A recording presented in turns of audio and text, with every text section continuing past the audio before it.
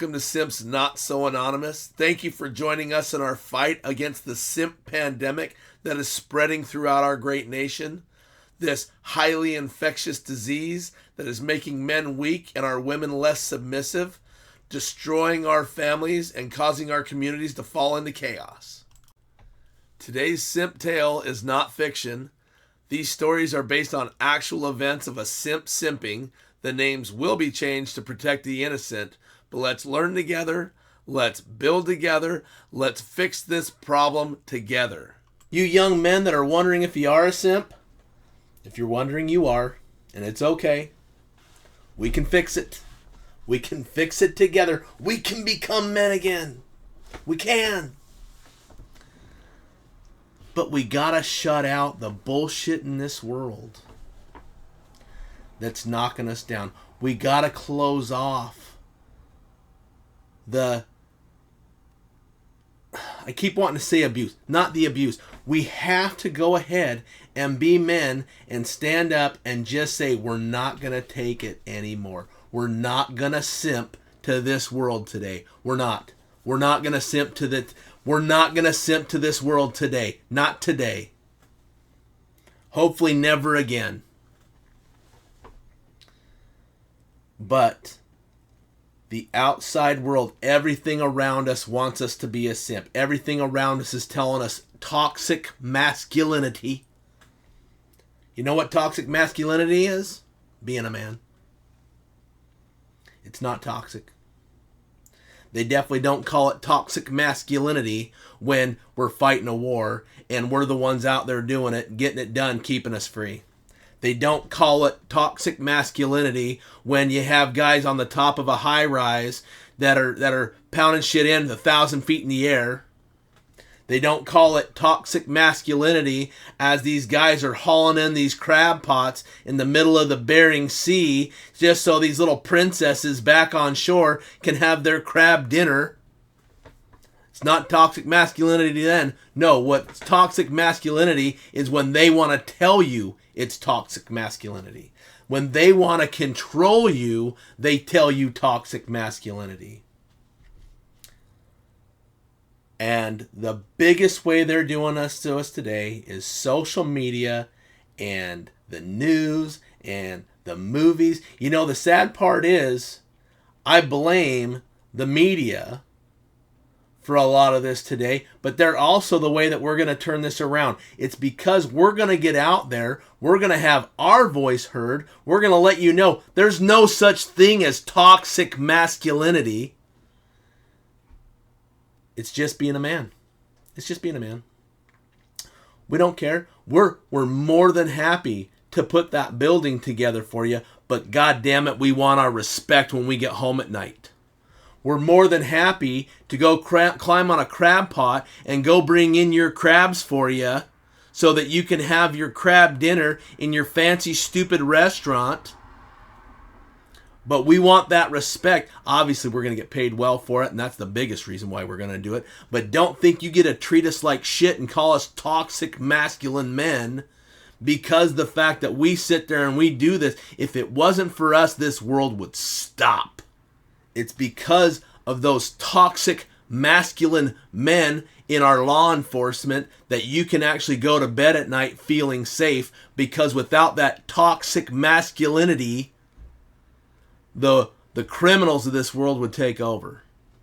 One of the biggest things that irritates me today about the media is movies.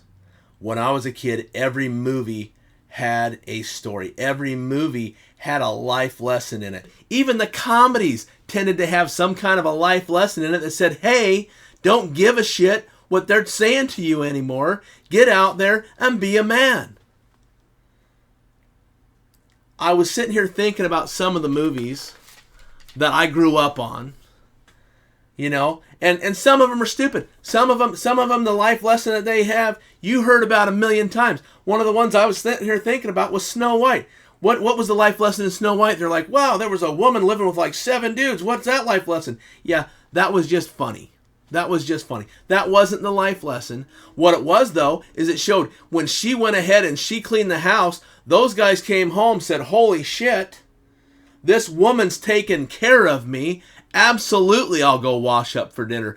Absolutely, I'll go ahead and do what she needs from me because she's giving me what I need by cleaning up the house and taking care of this. And she was happy to do it, and they were happy to go work that mine every day to take care of her.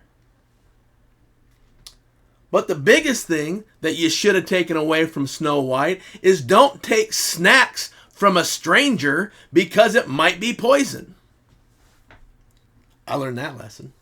I saw that. I didn't see the one about how she was taking care of those men and they were taking care of her. I didn't catch that. I missed that. You know, unfortunately, a lot of times we miss shit like that in our life. I see it now.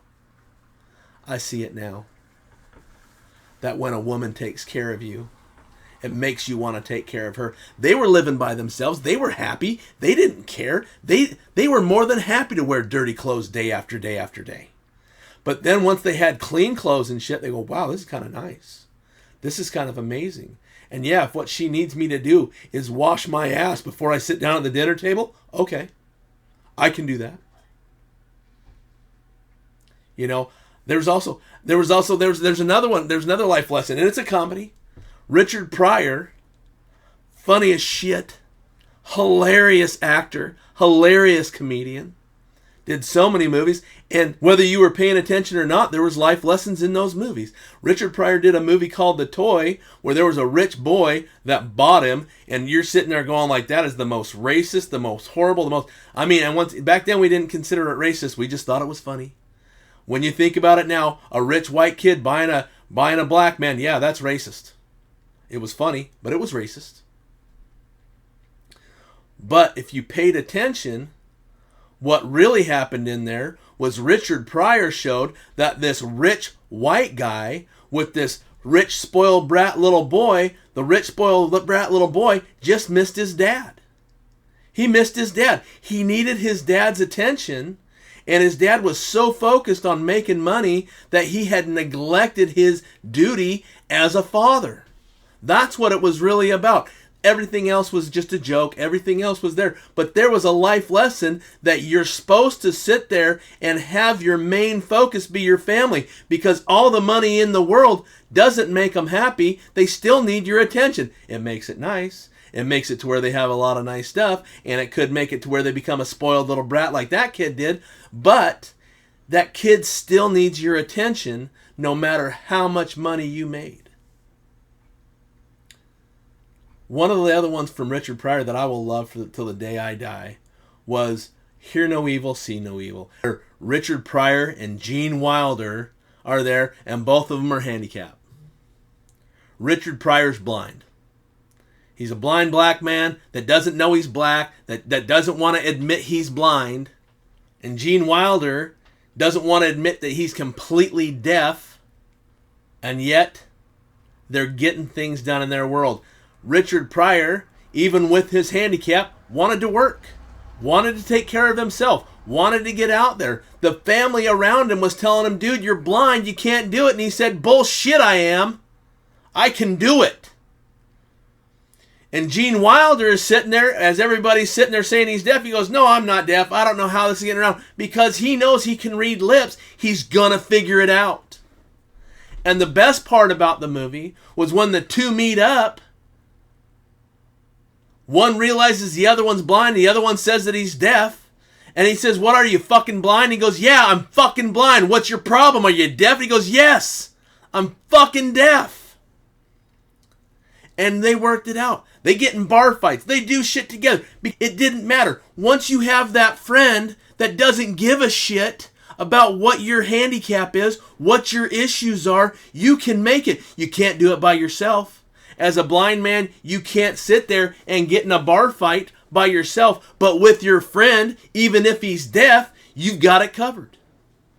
And your friend who's deaf, that can't pay attention, that can't hear what's going on around him, once he gets that friend that can hear, even though he's blind, and he's got your back, and you're going to get through it together. People, we need people in our life like that. It doesn't matter if your friend is deaf. If he's going to help you see what's going on, he's there for you. And it doesn't matter if your friend is blind. If he has your back and he's willing to hear and pay attention to what's going on around you and help you learn from it, you'll make it through. I want to be your friend. I want to be the guy that helps you see. I want to be the guy that helps you hear. I want to be the guy that lets you know that you're worth something. You are. There's no such thing as toxic masculinity. There's no reason for a safe space. Toughen up. We're men. We fight wars. We build skyscrapers. We invent shit. I mean, goodness flippin' gracious. Take a look at what life was when you're in your grandpa's generation, where they had black and white TV and their cars only went so fast and they froze and they didn't have enough food, and now you're sitting in a place where a supermarket is so packed full, but you're gonna cry because they didn't have your type of crackers today. Grow up. Be a man. If today's story seems familiar to you, or you have a similar story, the bad news is you're a simp. The good news is being a simp is 100% curable. All you have to do is recognize that you have a problem and make the decision to change. I'd like to conclude today with the serenity prayer. God, grant me the serenity to accept the things I cannot change, the courage to change the things I can, and the wisdom to know the difference. Simps, toughen up. I'll see you on the next one.